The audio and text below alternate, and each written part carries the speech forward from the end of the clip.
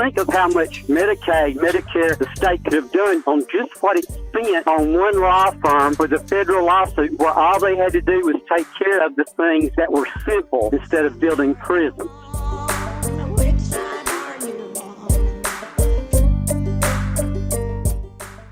This is Penelope. I'm calling from New Jersey. Penelope from New Jersey. It's good to hear from you. What's on your mind? I was listening to your earlier interview with the guy from the WFP.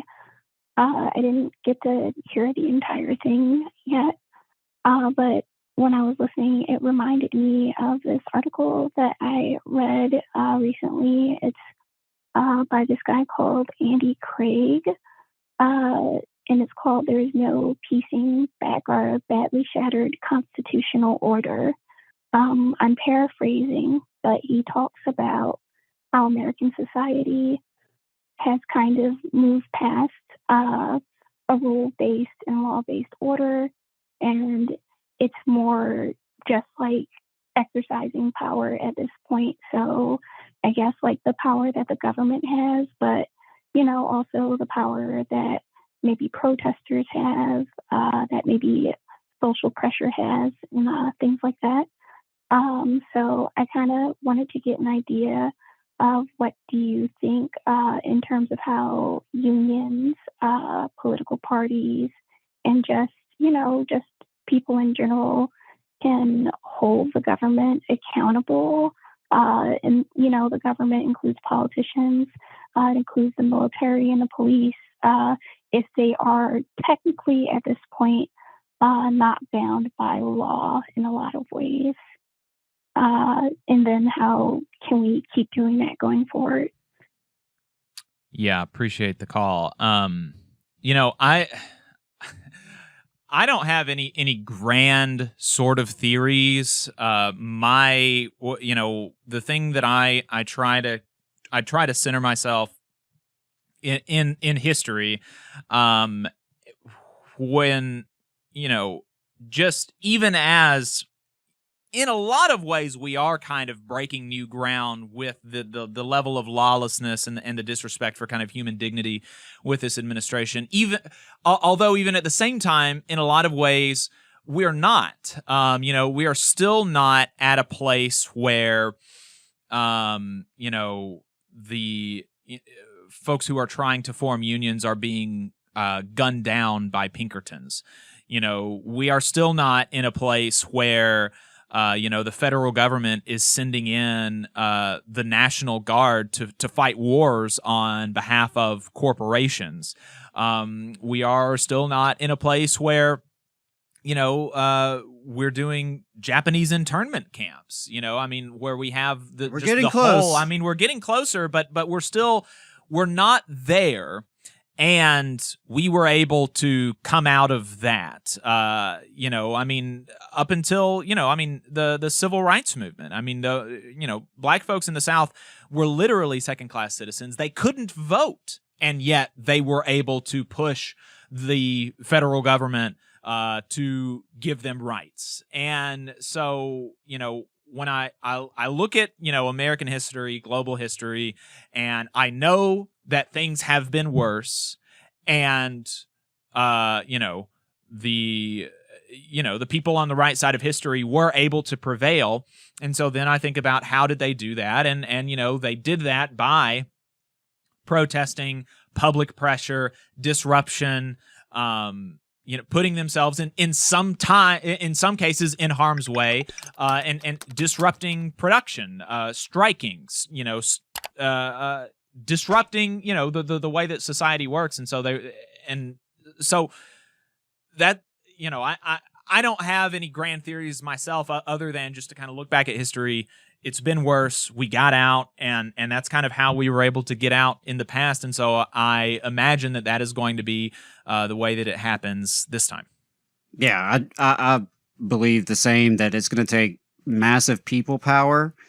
I mean, that seems to be what has always brought us progress in this country. Change typically has come from the bottom up.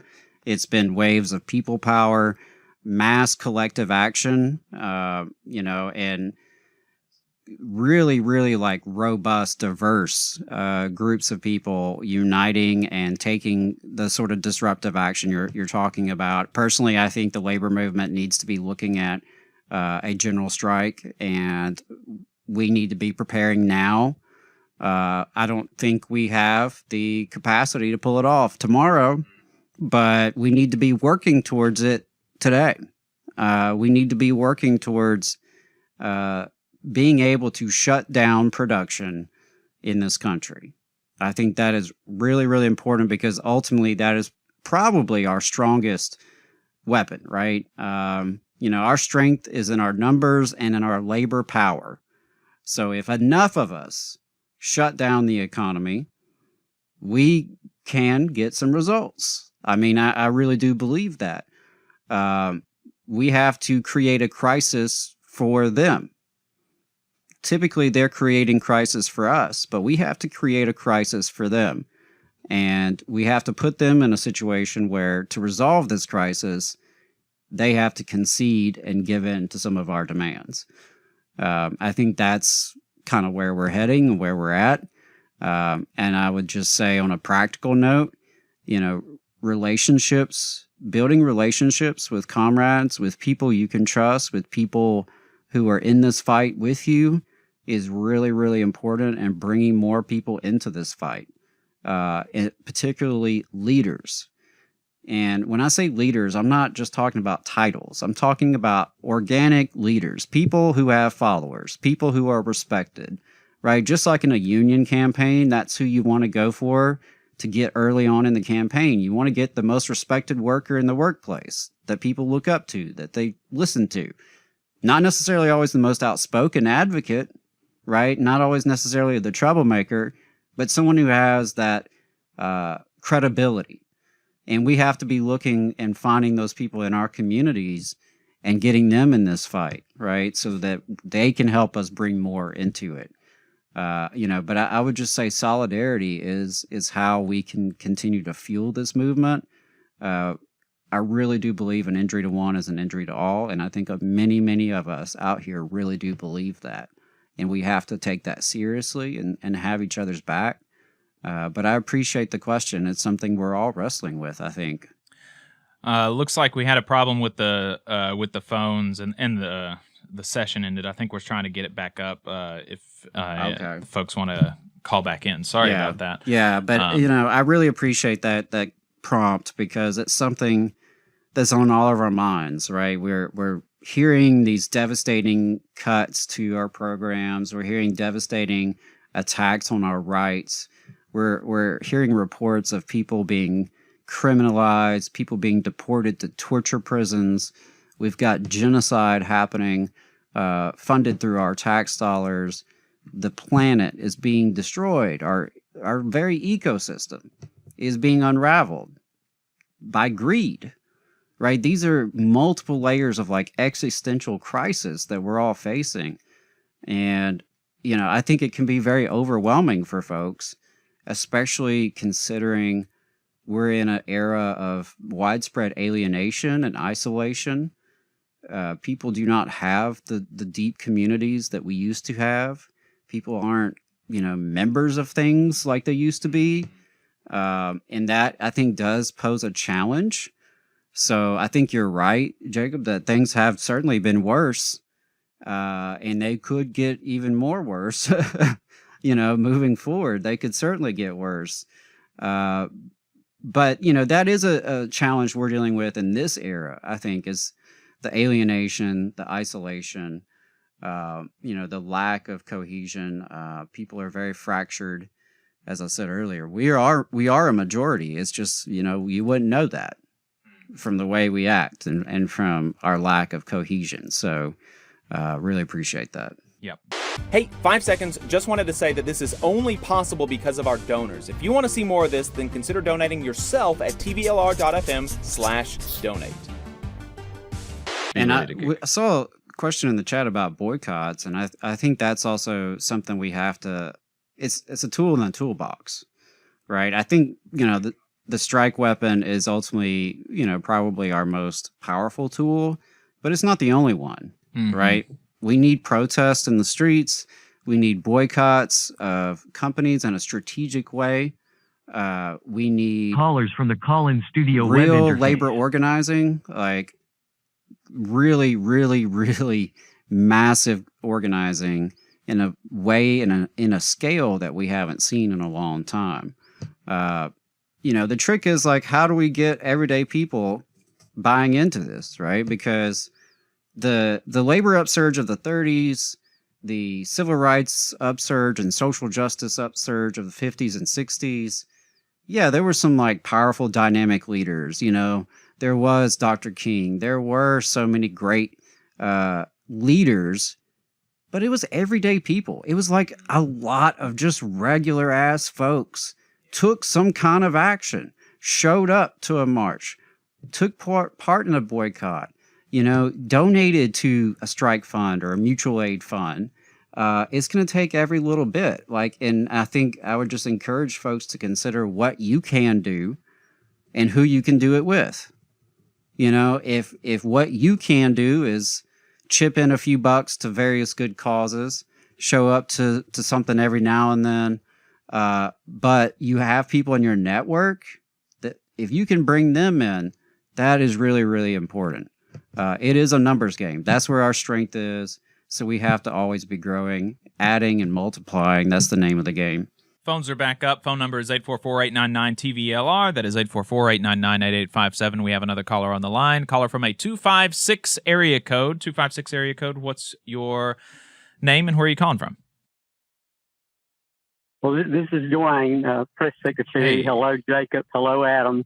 Yeah, Dwayne, good to hear I want to give from you a you. little bit of...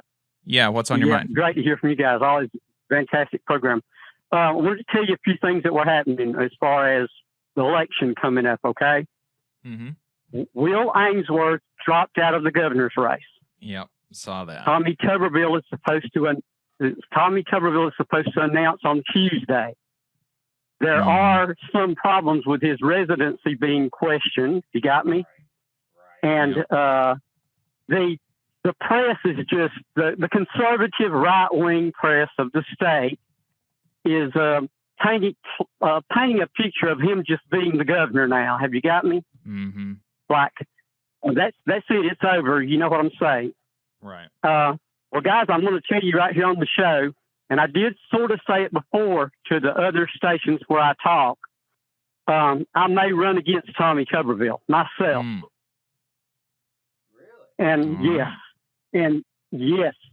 absolutely. And I do have some credentials of things that would help. And remember, although I am Republican, there would be a huge difference in the ideology of Tommy Tuberville and myself. Mm-hmm. As you know, I have been pro taking care of the prison situation, the mentally challenged situations, and all those things throughout the years that I've called your show. And my plan would be to use the forthcoming in the fall Alabama, the movie about the prison system in Alabama, as kind of a platform to not necessarily have to have the money to go from platform to television to radio to talk about what I want to talk about. Changes happening. Do you guys realize that throughout the years since 2020, $94 million has been spent just on attorney's fees for what's happened to persons in the prisons and for dealing with the federal lawsuit. I think that took up $52,000, and that's just to one particular law firm that they gave the millions of dollars to, y'all. Just think of how much Medicaid, Medicare, the state could have done on just what it spent on one law firm for the federal lawsuit, where all they had to do was take care of the things that were simple instead of building prisons. And I'd love to come on the show if I do decide to run. And I always appreciate you being attentive in hearing me out. And, any questions about it, any of that from you guys? Well, I just want to, commend you for being willing to consider that. And I think it's important that people who identify as Republicans are willing to run in the Republican primary and vice versa with other parties and also with independent candidates. We just need working folks, everyday regular people willing to speak up and willing to put some ideas out there on the table. So, yeah, I really appreciate you, being willing to consider that at least. And yeah, definitely let us know, as you decide. But I think it is absolutely just an injustice that we have spent nearly $100 million defending an unjust system, right? Like you said, I mean, well, they're spending this money that could be spent to help people, that could actually be spent to fix the very problems they're being sued for. And they would rather spend it on lawyers and legal fees than actually help everyday Alabamians. And I think you're right to expose that. The cost of the two prisons right now is over $2 billion, y'all, and it will not house a single new person. And what you were saying about persons on Medicare, Medicaid, and losing their money, here's a couple of things that people don't realize. The legislature passed where you must show that your home is your home. You may not walk down a state highway. So let's say somebody became homeless, didn't have a car, and it took walking or bicycling on a state road. You can't do that anymore because of that law that's passed. Were you guys aware of that? I was not. No. Wow. Yes. It's every year they try to come up with some new way to arrest people, it seems like. Well, not only that, the law about the police officers, y'all, it's written in such a way that if the officer just didn't know the law, they are protected. So if you are a police chief that's hiring, you are better off for your person not to know the law and do something because they're protected for lack of knowledge. Have you got me? Yeah. Just think of how corrupt on a terrible level that is. Right. But I won't stay on here any longer than that. Let someone else talk. But I will let you guys know and everyone know, hopefully by next Tuesday from the time that he announces. All right. Appreciate it, Dwayne. Thank you, everyone. Thank you. You just saw a clip from the Valley Labor Report. We are live every Saturday morning from 9:30 a.m. till 12:30 p.m. And we pride ourselves on keeping all of our content free to everybody so that we can talk to as many working folks as possible. If you support the work that we're doing, you think that it's important, you think that it's good, then consider making a monthly contribution to the project, and you can do that on our website, tvlr.fm.